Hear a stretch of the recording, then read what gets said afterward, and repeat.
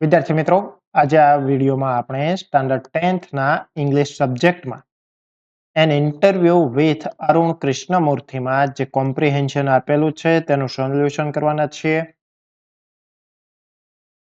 First આપેલું છે make a list of trash or garbage items thrown around. Make a list of things and equipments Arun and his team use.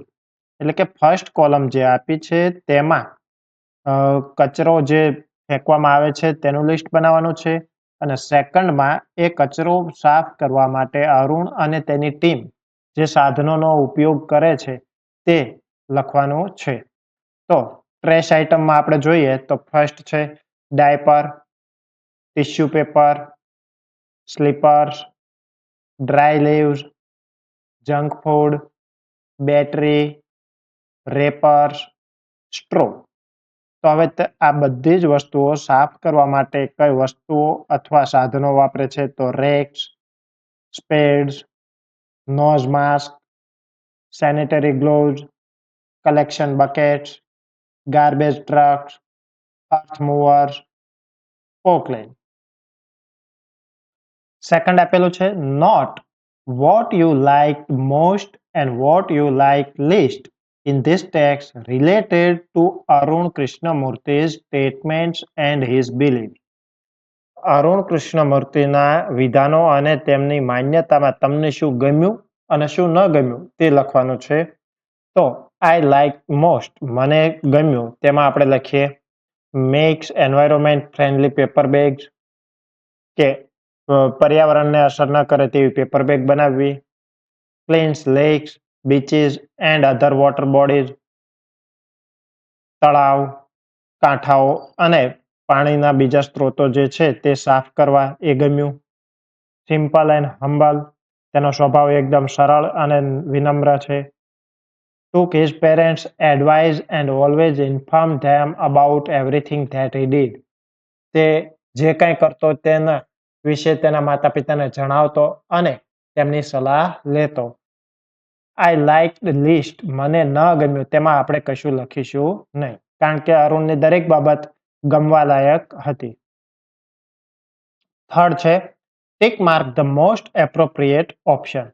સૌથી યોગ્ય option છે તેને tick કરવાનું છે. તો ફર્સ્ટ આપેલું છે Arun learnt from his teacher. Arun તેના શિક્ષક પાસેથી શીખ્યો. શું શીખ્યો? નેવર ટુ સ્ટોપ લર્નિંગ, ક્યારેય શીખતા અટકવું નહીં એવું એ શીખ્યો. સેકન્ડ છે water is the basis of life means water છે એ જીવનનો પાયો છે. એનો અર્થ શું થાય છે? All living beings need water to grow and live. દરેક સજીવને વિકાસ પામવા અને જીવવા માટે પાણીની જરૂર છે. થર્ડ ક્વેશ્ચન છે the green cover around Arun's school inspired him. તો આન્સર થશે to think and understand about the importance of life from like birds and animals. Fourth આપેલું છે my school and college had plenty of green cover. It means there were lots of big trees, plants and greenery around his school and college. Fourth છે answer these questions. First question છે which organization did Arun found at the age of 70? અરુણે 17 વર્ષની ઉંમરે કયા ફાઉન્ડેશનની સ્થાપના કરી અથવા ઓર્ગેનાઇઝેશનની સ્થાપના કરી? તો Arun founded the environmentalist foundation of India, EFI ની સ્થાપના કરી. Second what were Arun's parents like. અરુણના પેરેન્ટ્સને શું ગમતું? Arun's parents were very supportive and understood that he was interested in environment. What, according to Arun, should we ensure? According to Arun, we should ensure that lakes and water bodies are free of garbage so that birds and animals, frogs and snakes can live in peace. Fourth, what did Arun and his team do to protect themselves from dust? Arun and his team wear nose masks and sanitary gloves to protect themselves from dust. Fifth question છે How much time should school going children devote for environmental causes? શાળાએ જતું બાળક પર્યાવરણ માટે કેટલા સમય આપી શકે? The school going children should devote 2 hours on Saturday and 2 hours on Sunday for an environmental cause. શાળાએ જતું બાળક શનિવારે 2 કલાક અને રવિવારે 2 કલાક પર્યાવરણ માટે ફાળવી શકે છે. સિક્સ્થ છે વોટ હર્ટ અરુણ બેડલી. અરુણને શું ખૂબ દુઃખ આપે છે? What did he decide then? તેણે પછી શું નક્કી કર્યું? A beautiful lake next to his house was heavily polluted. તેના ઘરની બાજુનું સુંદર તળાવ ખૂબ જ પ્રદૂષિત હતું. Leading to spread of mosquitoes and had turned into an ugly place. મચ્છરનો ફેલાવો થવાને કારણે તે એક ખરાબ સ્થળ તરીકે બદલાઈ ગયું. This hurt Arun badly. આ બાબત અરુણને ખૂબ દુઃખ આપે છે. He decided to clean the lake with a couple of his friends. તેણે તેના મિત્રો સાથે ભેગા મળીને આ તળાવ સાફ કરવાનું નક્કી કર્યું. 7th, how did Arun's parents and teachers encourage Arun in his drive for environment? અરુણના માતા-પિતા અને શિક્ષકોએ પર્યાવરણ માટે અરુણને કેવી રીતે પ્રોત્સાહિત કર્યો? Arun's parents always supported him and guided him.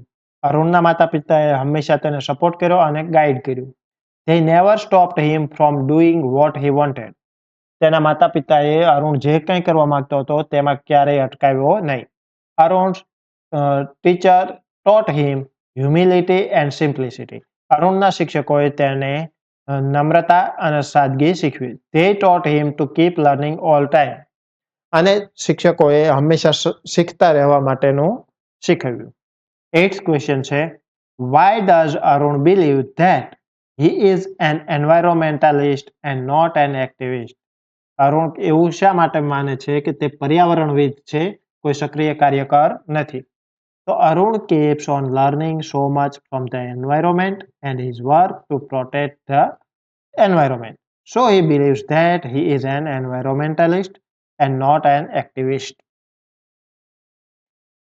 5th છે write short notes. ફર્સ્ટ આપેલું છે અરુણ અ યંગ એન્વાયરોમેન્ટાલિસ્ટ. તો આપણે જે મુદ્દા આપ્યા છે તેનો ઉપયોગ કરીને લખીએ. Arun Krishnamurthy is a young environmentalist. At the age of 17, he founded an NGO called Environmentalist Foundation of India. He works for the cause of environment. Arun and his team of volunteers clean beaches and other water bodies, plant trees, and also make environment-friendly paper bags. He first cleaned a lake next to his house with a couple of friends. He got a lot of support from his parents and teachers. Arun feels that it is important to protect birds and animals. He feels that water bodies should be kept clean so that birds and animals can live peacefully. Arun left good job at Google to devote his full attention to environment. He encourages the students and youth to volunteer with him in helping the environment. Second છે Arun's NGO EFI. હવે EFI વિશે short note લખવાની છે. At a young age of 17, Arun founded an NGO called Environmentalist Foundation of India EFI, which works for the cause of environment, જે પર્યાવરણ માટે કામ કરતો હતો. Arun first cleaned a lake next to his house, which was heavily polluted, leading to the spread of mosquitoes and making the place ugly. અરુણે સૌથી પહેલા તો તેના ઘરની બાજુમાં આવેલું તળાવ સાફ કર્યું જે ખૂબ જ પ્રદૂષિત હતું. Arun and his couple of friend clean the lake. Arun અને તેના મિત્રોએ તળાવ સાફ કર્યું. Arun and his team of volunteers clean beaches and other water bodies, plant trees and also make environment.